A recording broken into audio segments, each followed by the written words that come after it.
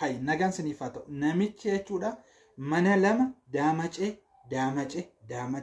oto dubartoota lama qotu jechuudha. Yoon namtichi akka keetii jira furdaa wayiiti tilmaamani. Namichi dubartoota lama oto qotu jaartota lama. Qotu ajummaan ni dhali. Gama sana maasii tokko kaatee oto qotu. Achumaan hojjettuu mana isaatti jira eessa isaanii qotaa ture garaa isaanii immoo dugda hojjettuu manaatti nan darba jedhee harkatti qabame jechuudha. Harkatti fixetti. Lama ugahu didee hojjettutti darba. Namichi koo hundee isin warri iramaa qoffaruu jaallattu qoy. Maasii lama. Qotee bulaadha hundi keessa dhiirri. Dhiirri koo qotee bulaadha garuu maasii lama. Abbaan koo garuu torbamoo akkam fuudheera. Isin qoffaruu. Maaltu baaseetanii sanas qoffortu kanas maaltu kee baaseetanii maalu waan adda wanti kee abu jira. Nama ta'eeti ko. Waan ta'e mana rubisatti. Marta isheetu na qoraa lakkifaa. Maali qoffortu redeemtanii amma? Ishee manaa sin qoffortu shaalaan qoffortu. Lamaanuu mana. Dadhabnaan immoo hojjettu qoffortu. Kuniko lama kaayeti lama achi dhaqee as dhaqee otoo qofforu. Umarratti bareeddi beektaa saraatanitti. Ilaani borumaaf saratanya bareedduu akka hin qaxarre. Naannoo na dogoggorsuu dandeessa. Ila qo'istan ma. Fuula shilaalee qaxaruu qabaare. Sirriitti daabuu ceeshe. Keessumattuu immoo saratanya yeroo qaxartu jechuudha. Ansi caala bareedduu taate hin qaxari. Ila diina natti fidda mana koottati. Ansi caala bareedduu taate. Warri Araboota ayyuun jaallatanii waan akkasii. Ishee qen ishee hin barbaadan. Sirri dhaqo. Fakkeenyaaf umurii faa gaafatanii ishee fuulli ishee qumacot jedhe faa wayii faa ishee akkasii gugurraattii ishii faa. Anuu sin gorsa dhugaa. Leensuma fakkaatti intalli sun yeroo laaltu. Intalli namichitti darbe sun darbuuf ka'e leensuma fakkaatti. Nagaan siniifaa ta'u nagaa keenya sin daganne bakka jirtanitti ijoolleen dammaaf yoo warri jibban beekne jaalala malee garuu wanta baay'ee nama bohaarsu tokkoon argachuudha. Nama bohaarsuu qofa hin ta'e gaaffii addaallee namatti uuma. Gaaffii adda namatti uuma. Namichi jechuudha. Namichi kun asuma magaalaa Finfinnee keessa jiraata. Dubartoota lama gargar kaatee otoo isaan hin beekin jechuudha. Qofa kaatee dubartoota lama. Dubartii lama fuudheera. Dubartii lama garuu akkatti fuudhee dura ishee sanarra ijoollee lama qaba. Ishee hangafarra. Ishee kanammoo otoo isheen sun hin beekin keessumattuu jechuudha. Dubartiin isheen hangafni suni supermarketii cimaa qabdi. Supermarketii cimaa qabdi ofiishee hojjettu NGO'ti. Supermarketii sana hintsaa fooqii warra isaanii jalatti fooqii warra isaanii hintsaa qabu dur. Wursiitu ishee gahe. Dhaaliin ishee gahee fooqii warra isaanii jalatti hin dhaalteetti supermarketii qabdi achitti faasilitii goote namoota hojjeta. Ofiishee immoo nama baay'ee baratti nama baay'ee cimtuudha. Hojii hin qabdi. Hojii gabii gaashaa qabu. Miindaa gaashaa qabdu hin qabdi. Otuma kanaan jiranii dubartii sanarra namichi kun ijoollee lama hin godhate hin fuudheen ijoollee lama hin godhate ofiisaa garuu maal jedha akka daldala akka nama naggaadetti of godha namichi kun garuu gaheen maallaqa kan argatu harkuma isheerraati. Supermarketii sanaaf nama biraatti akka daldalaaf godha nama biraatti. Jaartii isaatti akkuma daldalaaf godha. Ishee sanas akkuma ishee miidheera. Saayikooloojikaalii koo dura ishee hidheera. Niitii masaa ijoollee lama irraa qabu sana inni waa inni supermarketii sana manaaj godha. Fooqii sana jala. Supermarketii sana manaaj godha. Immoo akka daldalaaf godha. Supermarketii sanaaf meeshaa Harar Dira Dawaa dhaqeen fida jedheeti supermarketii masanaaf. Supermarketiin sun duruma kan isheetu. Isheen hojii ooltu waan ta'eef isumatu manaaj godha. Meeshaa immoo Harariin fida Dira Dawaatiin fida maaliin fida jedhee sobee babbayee bubbula jechuudha. Otuma kanaan jiru namichi kun maallaqni supermarketii irraa argamu cimaadha waan ta'eef harkuma isaa waan jiruuf niitiin isa yuun gaafattu. Uumama isaa bulchiinsa waan ta'eef otuma kanaan jiru intala kana bara. Intala shaaraa niitii shaaraa kana mana xilliq hin jedhee inta karaayi'aa fuudhee achi galcha. Manatti galchaa jechuudha. Kaa'e fuudhee galcha kaa'e. Ishee kanattis immoo yeroo ishee fuudhu haadha manaa qaba ijoollee qaba jedheen fuudhe.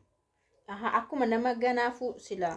Akka nama haaraa fuudhutti abbaseema fuudhee mana zinnixan jedhetti hin galcha mana ishee fuun hin godhaa fi maallaqni jirti sila idmeen ishee sanaaf haa ta'u. Otuma kanaan jirtu ishee kanaati shara jechuudha. Otuma kanaan jirtu intalli suni ni ulfoofte jechuudha. isheen lammataan ulfoofte. Yaa. Haadha manaa akka qabuun beektu hin ulfoofte inni silkiidhaan baay'ee biizii of godhaa waa'ee suupermaarkeetii odeessaa waa'ee gabaata odeessaa waa'ee maal maaliitti odeessaa silkiidhaan bakka biizii of godha. Namichi kun yeroo hunda yeroo ishee bira dhufu kan maan harreen dhaqaa dirree namaa dhaqaa jijjigaan dhaqa jedhee yeroo hunda biizii of godha otoma kanaan jiranii lakka asii bahee immoo achi ishee sana bira bula. Ishee sana biraa immoo as bahee as dhufa. Otoma kanaan jiranii intalli isheen kun hin ulfoofti. Intalli haaraan yeroo ulfooftu mucaa eessuma ishee nama ishee gargaaru nama ishee gargaaru hojjettu fidatte jechuudha. Mucaan eessuma ishee fidatte akka ishee gargaaru. Mucaan eessuma ishee sun immoo baay'ee lookoo waan taate jechuudha. Anillee ija ilaaleera jechuudha. Ilaaluun garuu cubbuu miti. Ilaaleera. Ijji keessan ilaalamu walmi ilaaluun cubbuu miti ani ilaaleera garuu ifa manaati. Ilaalinaa jedha sagalee waaqayyo. Ilaala. Dhiirri koo ilaaluuf uumame garuu ilaala. Dhiirri ilaala. ምንም gaaffii hin qabu. Ilaala natti dhuftee nan ilaala garuu ilaalee nama bareedu okay bareeduudha garuu kunan koo miti. Nan qabani mana edeen bira. Wajjin deemaa ijaan ilaalame duukaan deema. Garuu bareeduudha. Positionii isa namatti tolti garuu kun kan komite nama ishee nyaatu jira edeen bira daru. Nama ishee qoonxatu jira edeen bira daru. Amma gara hojii dubbii keenyatti deebina nagara sin qabachiisa jechuudha.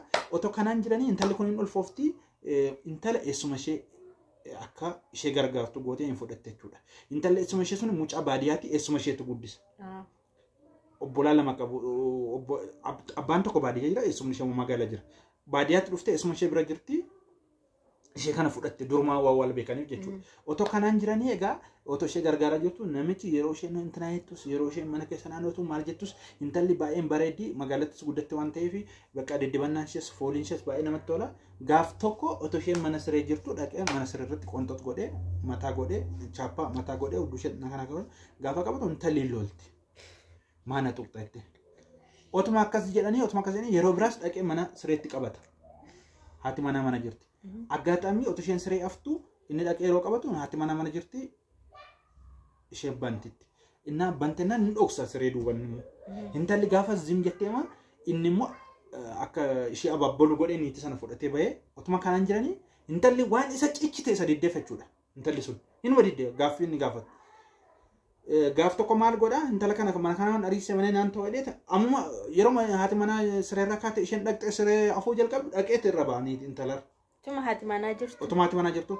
Achumaan humna waan caaluuf dabarsee ofirra godha. Inni obboleettiin kenna qabatte dheequu weedhee dhiyyen. Yeroo iyyuu haati manaa dhaqxee intalatti allama rukutte. Na qabattee dhaasanii. Allama rukutte kanaa booddee nan dhayini. Si kabaja wajjin guddannee si kabaja na uun dandeessu. Hojii abbaa manaa kee beenu iji kee dukkanaa irratti lolte obboleetti lolte intalli achuma hin baate. Eessuma isheetti bilbilattee feestaal ishee maal ishee fudhattee hin deemte. Kanumaan otoo jiranii amma eessumni ishee immoo hojii hiiktee taa'uun irra jiru mucammoon sammuun ishee miidhamee daldalatti ni maafi. Daldalatti gaafa himu daldalaan fuudheeti hojii qaxarsiisa. Hojii galcha. Yeroo hojii galchu eessa ta'ee argamu? Mana niititti ishee haadha manaa ijoollee lama qabdutti. Ishee dura mana ishee hangafaatti galtee jechuudha. Namichi walirra buuse. Ishee kana meesaa oolee yeroo dhaqu ishee achitti argi. Gaafa arguunne indeed akkamitti as na takataaltee dhufte akkamitti as galtu. Ani kun isheen si beekteemti baay'ee. Isheen beekteemti daldala geessa waan walitti fida. Walirra buuse. Ani beekee miti isuma koo dalalatti neeme dalalatti ga'e. Duruma immoo niitii sana wajjin yeroo odeessitu niitiin sun maal jetti suupermaarkeettii cimaan qaba yeroo ishee kana wajjin kominikeeshinii godhan yeroo wal baranii suupermaarkeettiin qaba hojjettuu NGO'ti miindaan qaba ijoollee lama qaba ijoolleen koo mana barumsaa oolu garuu ani nama gaariidha nama baay'een tana sarratayaan garuu naan barakkatu jette maaliif siin barakkatu itiyyee jettee gaafa gaafattu ay sarratayaan naan barakkatu abbaan manaa koos guyyaa shan guyyaa jaatti torbeetti dhufa hojii hojjeta waan ta'eef garuu abbaan manaa keessanii akkami nama gaariidha jettee gaafatteetti intalli. As a question jechuudha. Hin gaafattee namichi yeroo dhufu intalli mana quphettee jirti. Achumaan hilloolee achumaan intala kana bakka niitiin hin jirratti manuma kana naa gadhiisuutu sirra jira jedheeti hin caqacaqeen. Deemeedhaan. Isheen immoo maal jetti mistira isaa waan beektuuf ani mana kanaa nan deema. Garuu obboleettii koo wajjin akka wal nan dolchisteen na adarseettiin. Dhaqxeet obboleettii dhiifama akka gaafattu naa gaafattu. Anatu balleessi jedhii dhiifama dhaqee obboleettii dhiifama gaafatee akka isaa walii bilbilan godhe. obboleettiin akka isheen bilbiltu otuma wajjin odeessaa jiranii obboleewwan lama jechuudha. Isheen kun garuu baay'ee nama cimtu waan taateef obboleettiin akka dhuftee achirratti isa argitu goote jechuudha bilbilaan. Gaaf tokko maal jetti inni mana kana gadhiisedhe maallaqa wayii waan kenneef mana kana gadhiisuutu sirra jira jedhin inni intala sana. Otoo buna dhuganii haati koo isa du'aati dhukkubsate waan jirtuuf boorbaadiyaan deematte niititti himti. Ganama kaatee buna otoo dabsanii. Namicha kana wajjin dura dubbataniiru. Achumaan akkamitti har'a kaatee har'a deemta jechuun jettaniitiin adeemtu malee maaliif hin deemtu maal jedheen namichi gaafa xaaddafu intalli yaada jirti. Boleettiin ishee sana isheen dura achi wushummaa teessatti dhufaa jirti. Atuma otoo wal caqacaqanii hin deemu ani hin deemu ati koo adda duutee turteetti ani firayyuu hin qabu hin deemu jettiin. Namichi fixatti jedhee niitii wajjin waloluuf ishee wajjin waloluuf tokko isheen ulfisuun otuma isaan buna dhugaa jiranii isheen obboleettiin mana barri banteetti seente jechuudha. Namichi kun akka niitis qabu akka maaliif dabalata qabu hunduu wal baree hin argame jechuudha. Isheen kunis hin maraatte isheen sunis hin maraatte namichis hin qomma'e isheen kun immoo isheen hojjettuun immoo isheen galalteenyaadha keessaa baatti. Innaa kanan siin jedha. Hojii keessanii isa kam odeeffata reema kun gaarii dhattee odeeffattee hojii keessanii. Ani dubartootaaf achirratti koomentii waan isaan gorsuu barbaadu. Amma rakkoon qabu. Ati illee yoo ta'e jechuudha.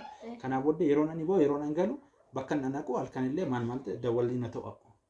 Maaliif rakkisaa beekte?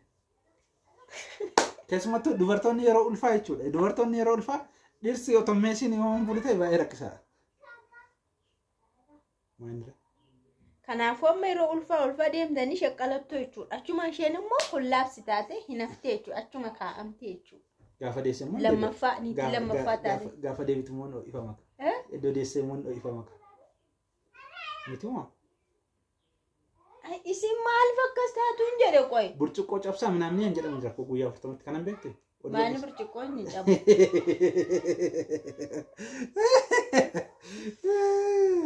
Dhugaa dubbachuufachuudha xabaaf odeessinee yaa'u of eeggannoo gochuun baay'ee barbaachisaadha. Dhirsisniitiinis waan hin taane hojii cubbuu akkasii keessa daddalaguun baay'ee dhiirri baay'ee rakkisaadha. Fataas hin gochuuf sin taphachiisumaa fi xaxabanne malee waa cubbuu akkasii keessaa keenya homaa cubbuu keessaan qabunna nagaan tura. Oduu gaashaa waan gaashaa siniif inni dhiyaannaa yeroo biraas.